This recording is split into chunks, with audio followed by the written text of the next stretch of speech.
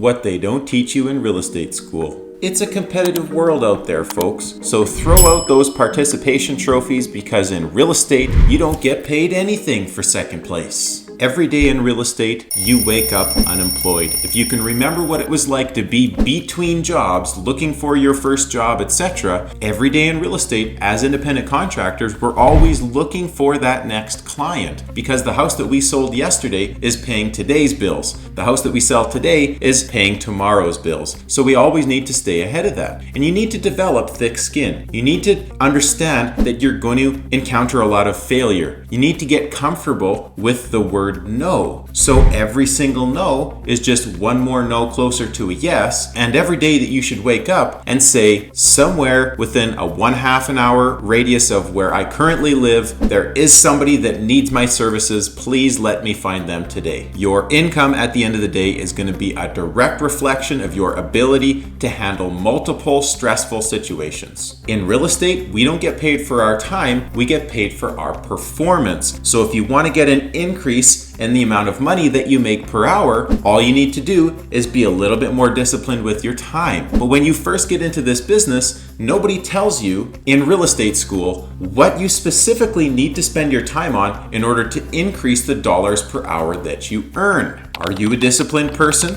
What is your weekly schedule? In real estate, one of the best things about the fact that we work for ourselves is that we are our own boss. But it's also the worst thing because if you're not disciplined, you could actually fall victim to your own vices. What kind of car do you drive? Now, even if you can't necessarily afford a brand new vehicle, make sure that it is professionally clean and detailed for all of your in-person appointments. Because again, they don't tell you in real estate school that people judge you, especially if it's somebody that doesn't know you. You only get one first impression. So make sure that you are clean shaven, that you are wearing some professional attire. And if you are younger in the real estate business, you should overdress. The first 5 years in real estate, I was 25 years old when I started, and I wore a full suit and tie every single day. It's going to cost you somewhere close to $8,000 to get your real estate license, at least in our area. And that's going to be including your textbooks, your exams, your startup fees with the real estate board, as well as your first year of real estate license, which is in essence your tuition. Now, yes, it's $8,000, but compare that to what you'd pay in tuition at university. But here's the really cool thing.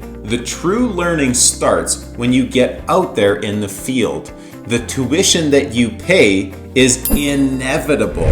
You are going to pay a lot more in the lessons that you learn. So I recommend you find a mentor and hopefully learn from their mistakes, because when you practice on the public and you make a mistake and you lose that real estate deal based on something that you could have improved, you just lost $6,000 commission or whatever the commission rate is for that particular deal. Just chalk that one up to education. Make sure that you learn something along the way and join us in the School of Hard Knocks. Now, this is a people and communications business. So your ability to communicate and your ability to sell is essentially what we get paid for. It's surprising how many people get their real estate license and say, I don't want to be a salesperson. To sell is to serve, and that's something that you should really be proud of. This is one of the most noble professions, is the profession of sales. And when you get good at it, you will become competent. And once you are competent, you will then be confident. You need to understand body language, how you are projecting your energy with your body language, and you need to identify the response from the customers and clients that you deal with. Their body language will accurately reflect that. You also should understand personality styles, and I did a separate video on that if you want to check it out, which is breaking down the 4 personality styles. And at the end of the day, if you need to improve your ability to present and communicate, take a public speaking course. You also need to learn how to think, not necessarily what to think, which they don't teach you that in school. Who are the 5 people that you hang around with the most? Because your income and the way you walk, talk, think, and act is going to be a direct reflection of who you hang out with. So choose your friends wisely. Seek out companionship of other strong people because you need to have a strong mindset in the real estate business. It is an emotional roller coaster with the ups and downs of what happens during a transaction, and a big part of the reason why buyers and sellers sellers hire us is because we can become the calming force in a real estate transaction. You need to develop a workout regime and you need to develop a personal development regime so that you can stay consistent with a strong mind, because a strong body is a strong mind. And when you get out there in the marketplace, you can't just rely on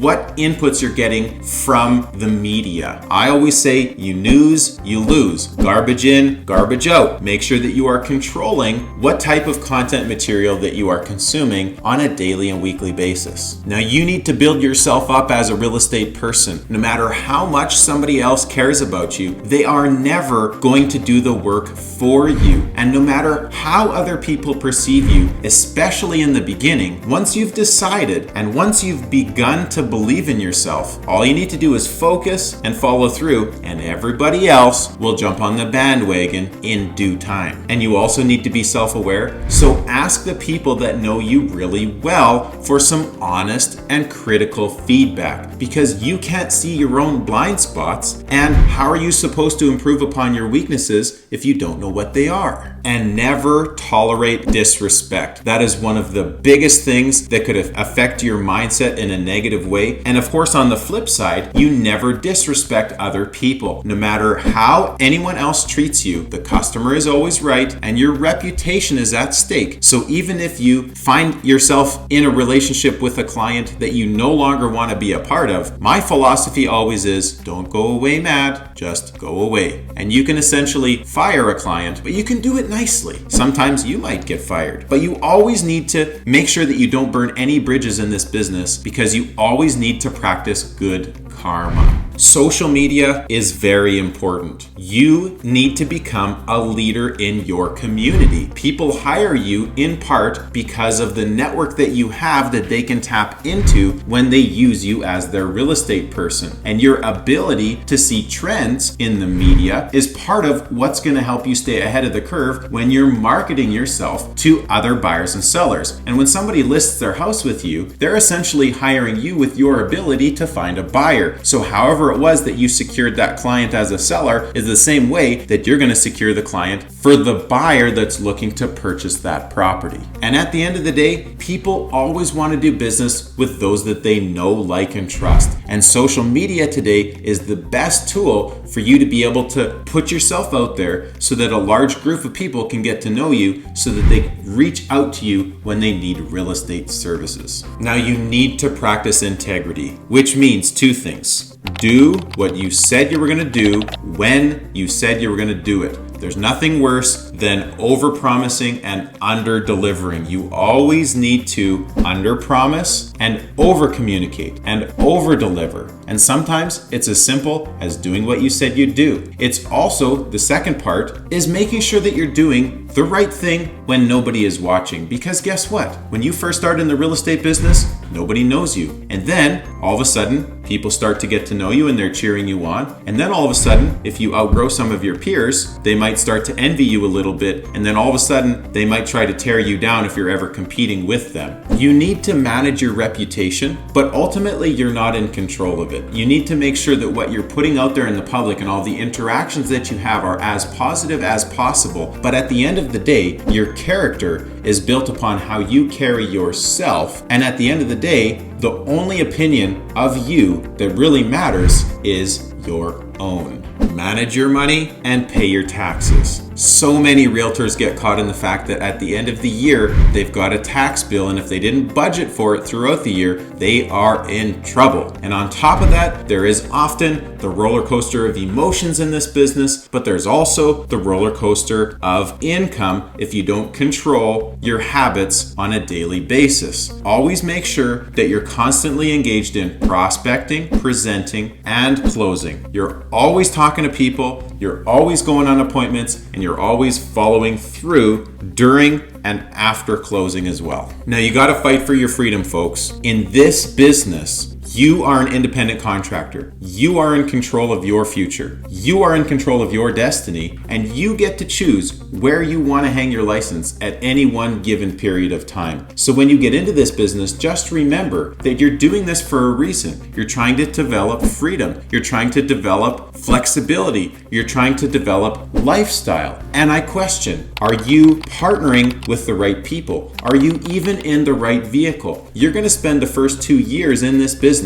working as hard as you can just to survive and make it in this business. And then if you're not in the right vehicle, you're going to spend the rest of your life just trying to get out because you're constantly on call. And if you haven't built the right platform, if you haven't built the right types of leverage, if you haven't built the right types of systems, then you end up earning a lot of money and not having any time, or you have a lot of time and you don't have any money. So here at EXP, we can offer you a system that helps you. You can have your cake and eat it too. If you have questions about EXP or you want to have a conversation, feel free to book into my calendar. There's a link in the description. And remember, real estate school is going to teach you how to not break the law in real estate, but don't let that scare you for making money in real estate. Once you get into the business, you're going to learn everything else. So hope you found value. Don't forget to like, comment, subscribe, and I will see you in this video next.